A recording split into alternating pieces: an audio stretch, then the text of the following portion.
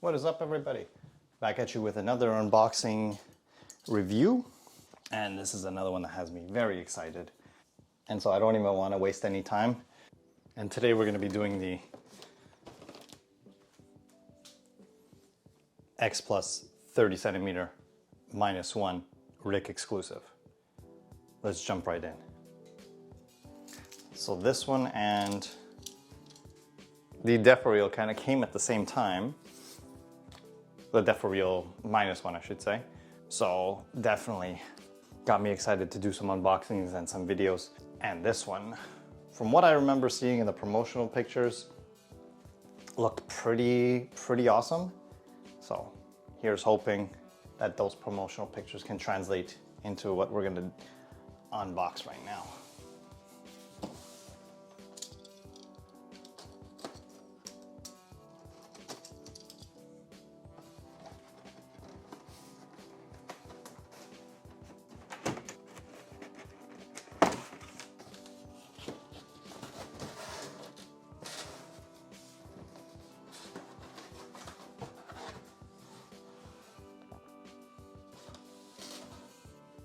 All right, let's get them out of there.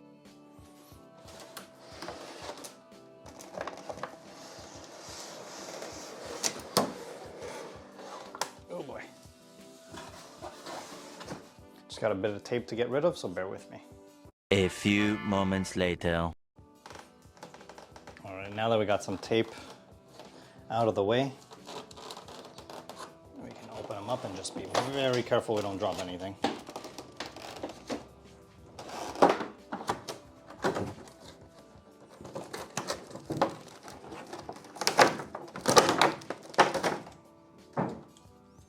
And of course, we mustn't forget our instructions to be able to attach the tail later.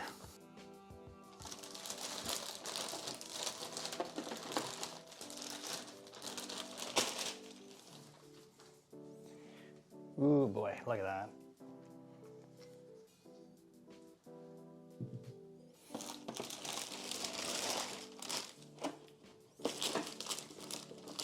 And of course, we're gonna have a little stand for his tail.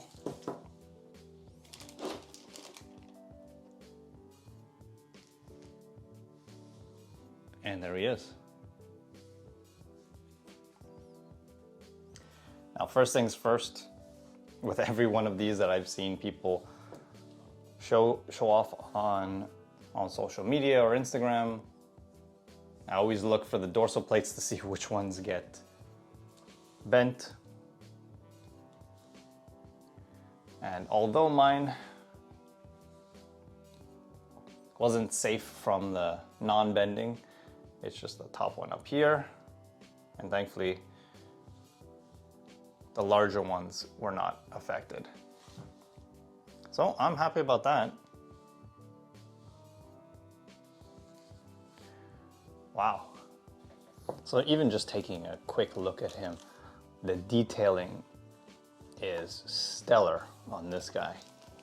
Again, dealing with X Plus, I've never really had any issues, and it seems like they were nailing this one as well. I do notice, I wonder if that will show, right here on his chest, there's a little paint glob. Yeah, it seems like it might have come from somewhere else because it just seems like it's right on top. I mean, unfortunate, but honestly, you can hardly tell, and this would be like one of the few times I would have an X Plus figure with any kind of issues. We can even look at the detailing on the tail. And I'm really liking the paint applications between the blue and the white, and even the translucency in the dorsal plates. You can definitely see that they are translucent. Just very much at the tips. You can see how it...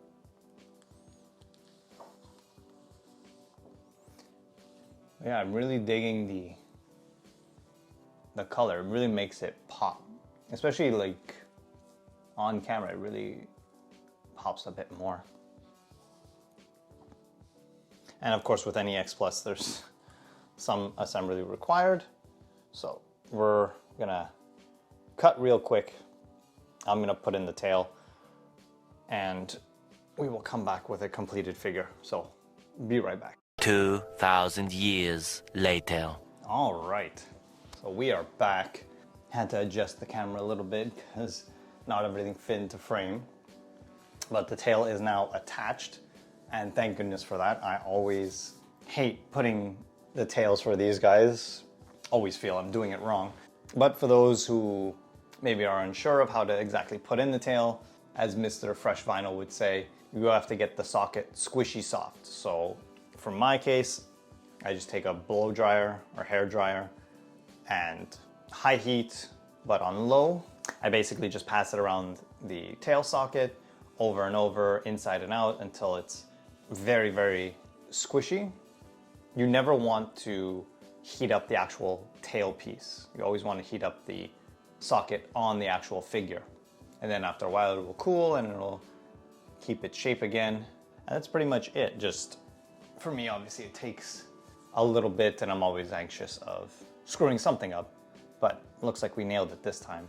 And in full view, this guy looks amazing. As I was moving him around before off camera, I was really appreciating the sculpt and the little nuances of the suit in general. Just the folds and the different textures of skin. Even throughout, there's different variations in his skin. And obviously, when you look at his dorsal plates, you have all these like little scoots, and you have all these little bumps and lumps all over his legs and his chest and his stomach. Really gives that impression of what the 1954 was supposed to insinuate of radiation skin, you know? That it's not just clean scales, it's deformed skin. And I find they really nailed that on this sculpt. And we'll kind of turn them around on the other side.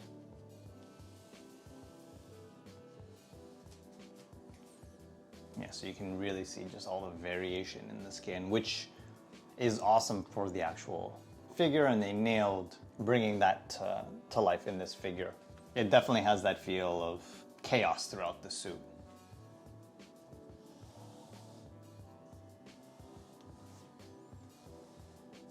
And needless to say, he is a chunky boy. He is definitely on the bigger scale of things.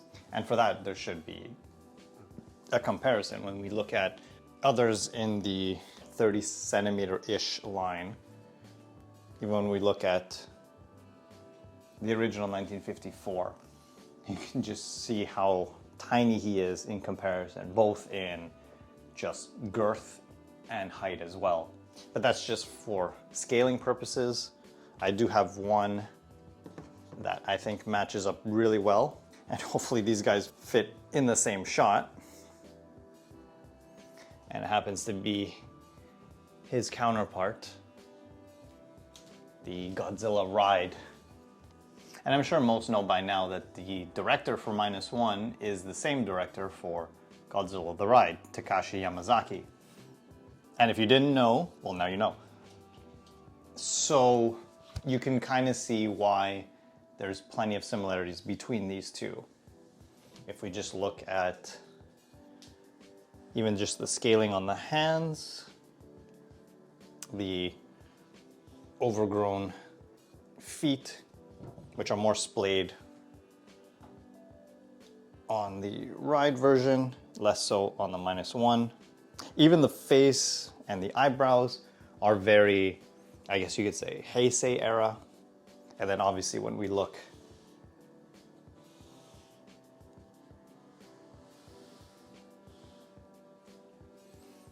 at the dorsal plates, we can even see some similarities.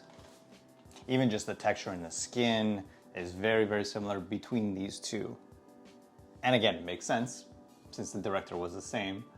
There's just been some alterations between the two. And honestly, I do prefer the -1 over the ride, even though essentially they're very close in design. But I do like the look for the -1 slightly better. And again, the Godzilla ride I would consider one of the biggest ones in my collection. And the -1, obviously he's in front, so it does look like he's taller, but he is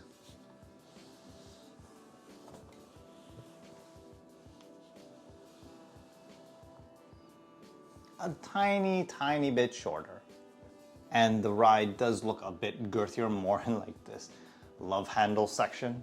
But both are just monsters in their own right for this 30 centimeter class. And they do take up a lot of real estate. So they are definitely shelf hogs. And I do want to do some close-up comparisons between the two so that you can really see how close these designs were to each other. I really want to just show off this incredible sculpt on the -1, and then we can get into just some closing thoughts. All right.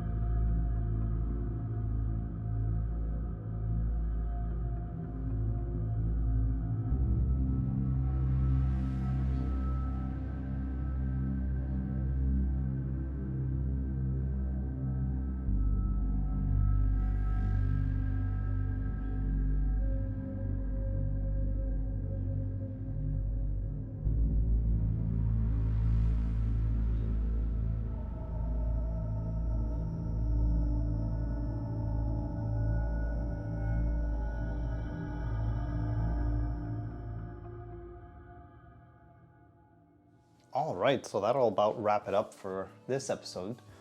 This was an exciting one for me. There was a lot of anticipation for finally getting my hands on the -1. And I definitely have the feeling that this will not be the only -1 coming out. I'm sure we will have different versions, heat ray versions, light up versions, even different color versions. And this is again just a 30 centimeter. There's definitely going to be some gigantics. We even have other companies like Easy Hobby that have their own versions coming out that also look stellar. Train biter versions, everything, which you would expect from such a giant movie like -1. And personally, this is a great looking figure. I am curious what the general distribution will look like in comparison. But for now, I just wanted to show off this beautiful addition to my collection, minus, just that extra little paint glob. But again, if you're not looking for it, you won't be able to see it. And I do look forward to whatever comes down the line. Whether I'll be getting those is debatable, but I'm glad to have this one in my collection. Looks awesome. Paint apps are great. And now I just need to find space for him on my shelf. So hope you guys enjoyed this one. Let me know what you guys think, and I'll catch you on the next one. All right, take care.